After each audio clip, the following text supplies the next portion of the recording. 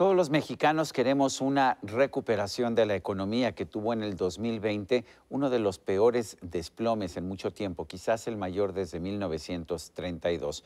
Pero la recuperación económica no se da por igual en todo el país. Estamos viendo que algunas entidades tienen mayor capacidad de recuperación y otras menos.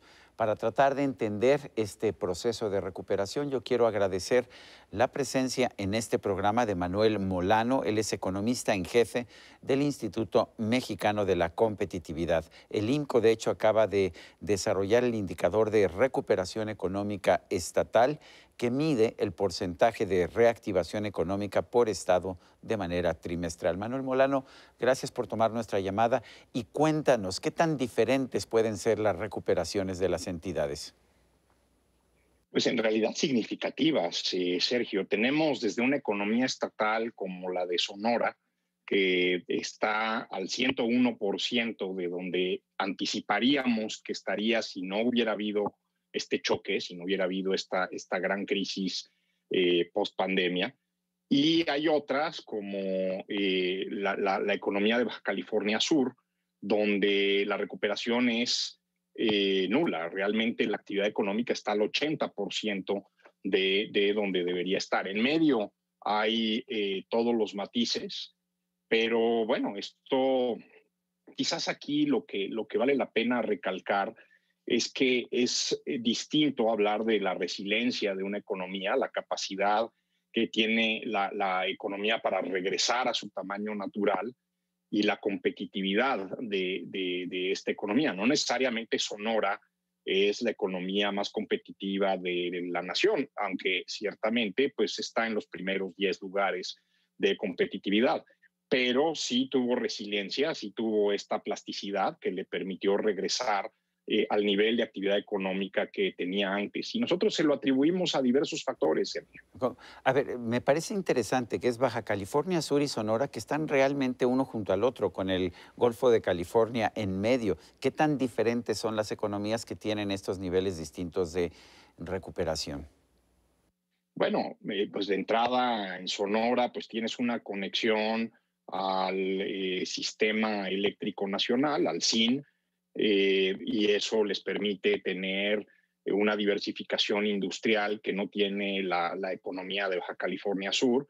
Baja California Sur se convirtió en este gran destino paradisiaco para la gente que vive en la costa oeste de los Estados Unidos y Canadá, pero pues en un medio de una depresión económica global, pues el tipo de vacaciones y el tipo de propiedades en renta y en venta que ofrece el Estado y el tipo de entretenimiento, pues se convierte en un bien de lujo y en una depresión la gente deja de consumir bienes de lujo y se va a consumir cosas mucho más básicas.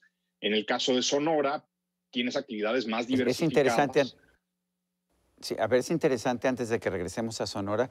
En Baja California había un proyecto para una planta de generación de electricidad eólica, una planta privada que finalmente la Semarnat y la CRE dijeron que no iba. ¿Cómo se entiende esto si uno de los problemas del Estado es precisamente pues, la falta de electricidad? Pues, francamente, yo no lo comprendo. Probablemente estarían mucho mejor conectados al sistema interconectado nacional, al sistema eléctrico nacional a través de un cable que cruzara desde Sonora. Estarían probablemente mucho mejor si importaran la electricidad de Baja California e incluso de California y los estados del suroeste americano.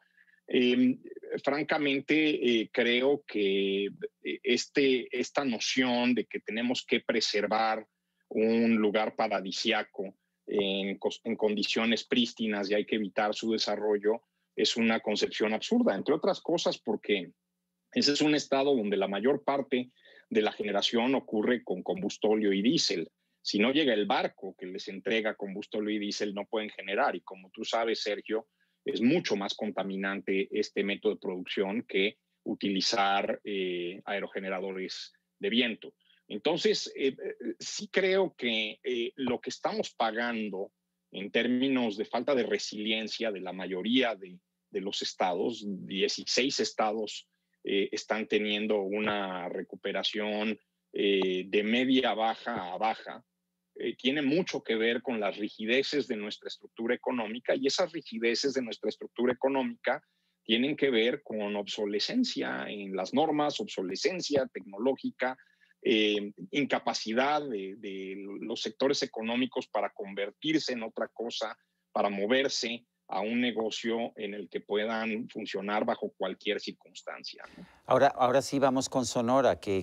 ¿Cuáles son las características que le dan esta resiliencia?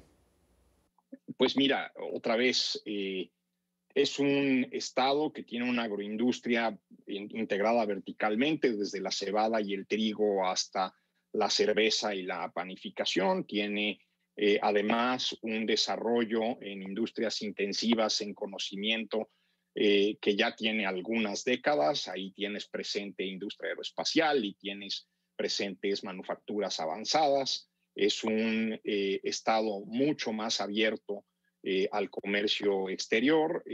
Estas industrias fuertes como la cerveza han tenido flujos de inversión constantes, al menos desde el año 2017. Y sí, o sea, quizás me gustaría ver una Sonora con un sector exportador tecnológico más grande que el que tiene.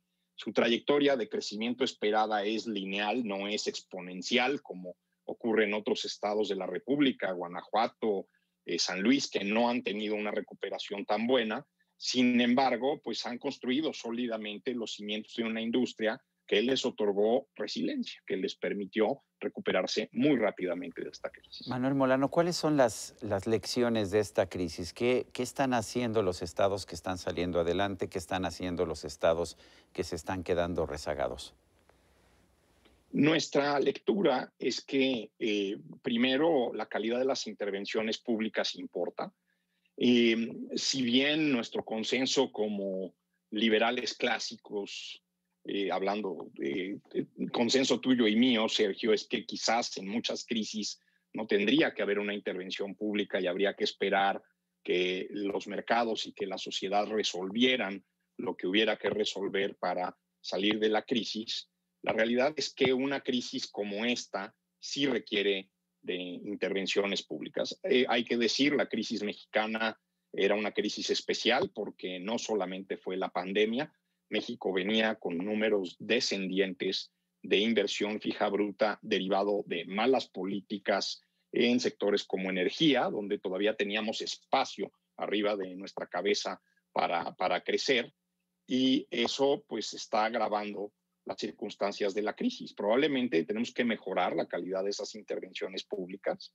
Creo que buena parte del esfuerzo productivo se tiene que enfocar a aminorar los efectos de la pandemia, a encontrar opciones de tratamiento, a encontrar vacunas, pero también hay una intervención pública importante del lado federal en no espantar inversionistas cambiándole las reglas, del lado local en mantener a raya fenómenos como la delincuencia, la violencia. Desafortunadamente, México se ha convertido en un país donde estamos atrayendo todo lo malo. Nos estamos volviendo competidores de las jurisdicciones más salvajes del mundo en términos de Estado de Derecho. Nos hemos convertido en un país donde el delito y el crimen violento son las industrias que se están volviendo preponderantes. Y entonces eso requiere una intervención pública concertada entre federación y estados para que, en lugar de que castiguemos empresarios, castiguemos delincuentes. Eso sería un buen comienzo. Y diversificar las economías estatales, economías sobre recargadas en un solo sector como Campeche y el petróleo, tienen una tendencia descendente de manera muy clara, al menos en los últimos 10 años. Para esos estados ha sido fácil regresar a la ruta que llevaban porque era una ruta fácil, era una ruta a la perdición. Lo que necesitamos es transformar esas economías para que encuentren otra vez un camino hacia el desarrollo en donde no dependan de un recurso no renovable. Manuel, Tenemos un gobierno que dice que México es un ejemplo para el mundo de cómo ha enfrentado la pandemia, tanto en materia sanitaria como en la parte económica. No me voy a meter a la parte sanitaria, pero a ver, en la parte económica nos dice el gobierno, vamos muy bien porque estoy entregando más subsidios que nunca a quienes más necesitan subsidios. ¿Qué nos puedes decir sobre eso? Probablemente diría yo que sí somos un ejemplo global de lo que no hay que hacer. De entrada, entregar recursos en crédito a las empresas en medio de una depresión no es la más afortunada de las ideas. La razón es muy simple. En medio de una depresión, lo que estamos tratando de hacer todos los particulares, empresas y personas, es reducir nuestro endeudamiento neto, porque tenemos incertidumbre sobre el futuro. Lo que va a pasar con el gobierno es que va a entregar una serie de créditos y probablemente esos créditos van a ser insuficientes, pero sí van a pesar en las finanzas públicas porque la probabilidad de recuperación acaba siendo muy baja. El gobierno tendría que incidir en la probabilidad de que las empresas y las familias salgan de la crisis. Y eso implica transformar radicalmente cómo estamos enfrentando nuestros retos de producción. Ahorita podemos hacer una entrevista a través de medios digitales, pero difícilmente podríamos vender tamales en una esquina a través de estos medios o difícilmente podríamos distribuir billetes en las sucursales bancarias a través de estos medios. Hay cosas de la economía real que se tienen que hacer y entonces tenemos que encontrar estrategias para que esas actividades no sufran o no sufran demasiado los efectos del confinamiento y los efectos de las complicaciones que estamos teniendo como sociedad. En este sentido, destruir redes de venta de medicamentos, pues no fue la decisión más afortunada. En este sentido, desmantelar un mecanismo de financiamiento para las enfermedades y los tratamientos médicos de los más pobres, pues tampoco fue la decisión más afortunada. Crear monopolios tanto en la parte alimentaria como en la parte médica, pues no fue la decisión más afortunada. Ahora, no todo le toca a este gobierno, también lo que estamos viviendo es muchos años de un déficit educativo que no le ha dado a la sociedad mexicana suficiente conocimiento para meterse en las industrias donde podrían ser más exitosos trabajando con métodos modernos. Tenemos un problema de valor agregado desde antes de Andrés Manuel López Obrador, pero que ciertamente se ha hecho mucho más grave y mucho más profundo, ¿no? Nos hablabas de Sonora como un ejemplo de estado que está teniendo una buena recuperación. ¿Qué otros ejemplos nos puedes dar? Pues mira, hay varios. Yo creo que en nuestra clasificación, estados como Tamaulipas e Hidalgo también han tenido regreso a la ruta anterior.